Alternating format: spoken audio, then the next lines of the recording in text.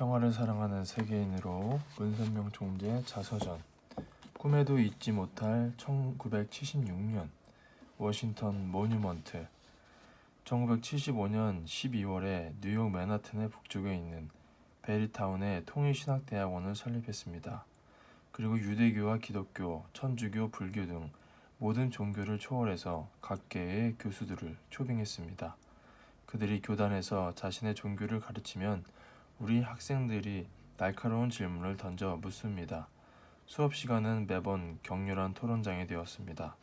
모든 종교가 한 덩어리가 되어 토론을 하며 잘못된 편견을 깨고 서로를 이해하기 시작했습니다.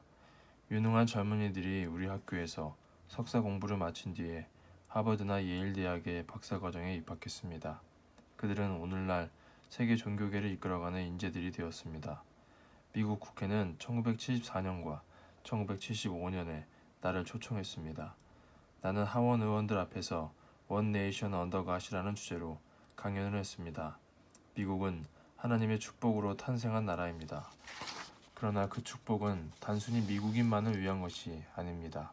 그 축복은 미국을 통해 내려진 세계를 위한 축복입니다. 미국은 축복의 원리를 깨닫고 전 세계의 인류를 구원하기 위해 자신을 희생해야 합니다. 그러려면 미국은 건국 정신으로 되돌아가는 일대 각성운동을 벌여야 합니다. 수십 개로 나누어진 기독교를 통합하고 모든 종교를 규합해서 세계 문명의 역사를 새로 써야 합니다. 하고 거리의 젊은이들을 향해 외쳤던 그대로 미국 국회의원들 앞에서 목소리를 높였습니다. 그때까지 미국 의회의 초청을 받아 강연을 한 외국의 종교 지도자는 나밖에 없었습니다. 연달아 2번이나 국회의 초청을 받자 한국에서 온 문 총재가 도대체 누구인지 궁금해하는 이들이 부쩍 늘어났습니다. 그 이듬해 6월 1일 뉴욕의 양키 스타디움에서 미국의 건국 200주년을 축하하는 축전이 열렸습니다. 당시 미국은 건국 200주년을 자축할 만큼 편안하지 못했습니다.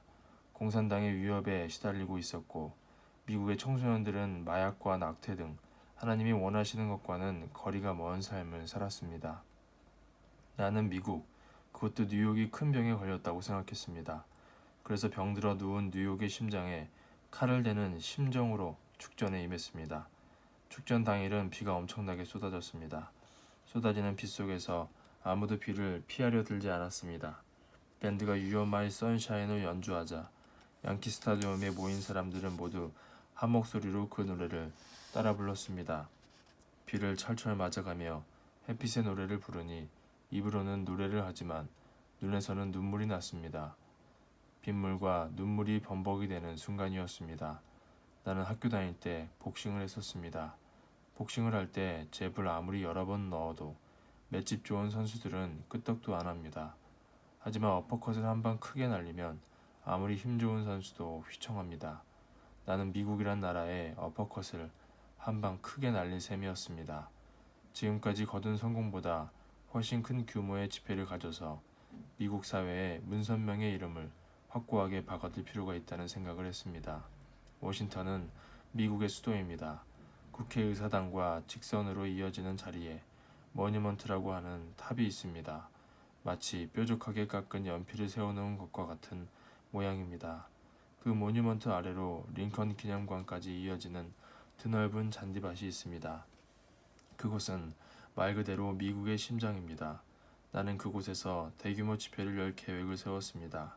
워싱턴 모뉴먼트에서 행사를 가지려니 미국 정부의 허가를 얻어야 하고 미국 파크 경찰한테도 허가를 얻어야 했습니다.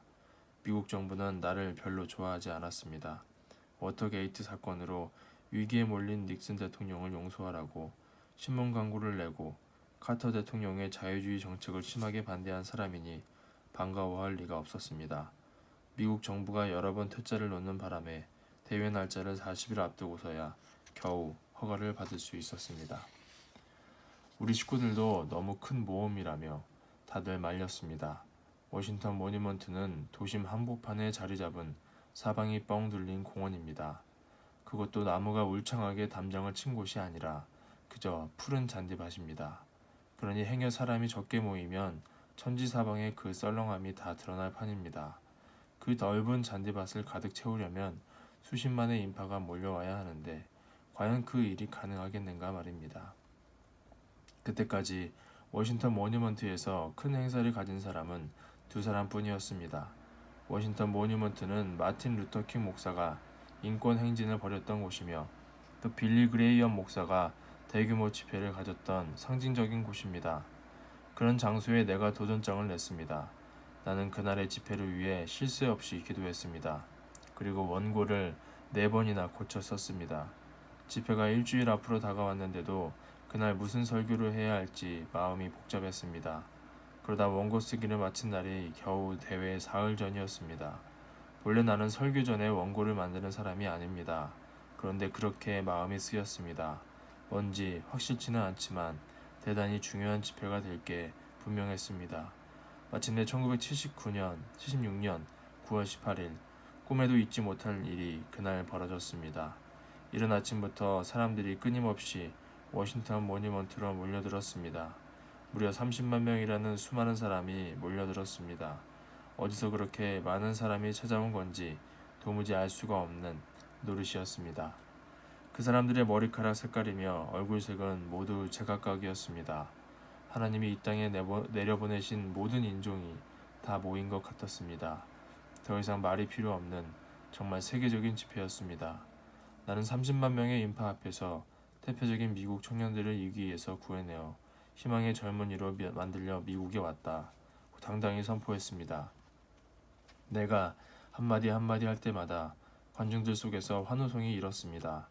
동양에서 온 레버런 문이 전하는 가르침은 혼돈의 시대를 살던 당시 미국 청년들에게 신선한 충격이었습니다. 그들은 내가 전하는 순결과 참가정의 메시지에 환호했습니다. 사람들의 열광적인 반응에 내 안에서도 진땀이 흘렸습니다. 그해 연말 뉴스위크는 나를 1976년 올해의 인물로 선정했습니다. 그렇지만 또 한편에서는 나를 경계하고 두려워하는 사람들이 늘어났습니다. 그들에게 나는 동양에서 온 이상한 마술사일 뿐 그들이 믿고 따를 수 있는 백인이 아니었습니다.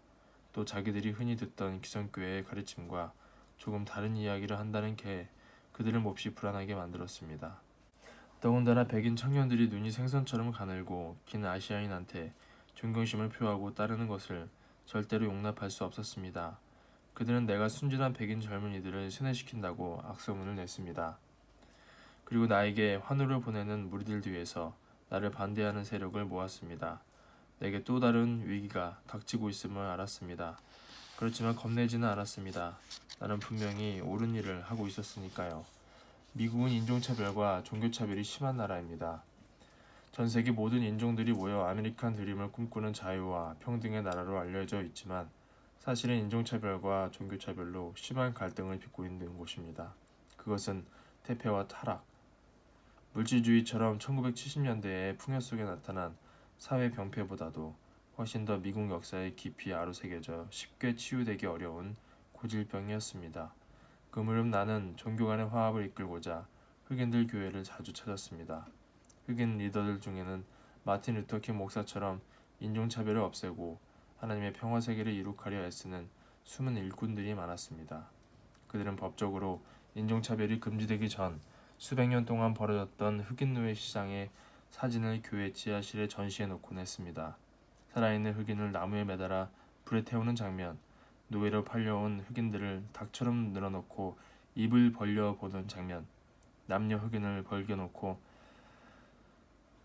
노예를 고르는 장면, 울부짖는 아이를 엄마 품에서 떼놓는 장면 등 차마 인간으로서 할 수 없는 만행을 저지르는 모습이 고스란히 담겨 있었습니다. 두고 보십시오. 앞으로 30년 안에 흑백 혼혈 가정에서 태어난 아이가 미국의 대통령이 될 것입니다. 1975년 10월 24일 시카고 집회에서 나는 그렇게 말했고 그날의 예언은 지금 미국에서 현실이 되었습니다. 시카고 태생의 오바마가 대통령이 되었으니까요. 그러나 내 예언이 저절로 이루어진 것은 아닙니다. 종교와 교파 간의 갈등을 없애기 위해 흘린 많은 사람의 피와 땀이 이제야 한 송이 꽃이 되어 피어난 것입니다.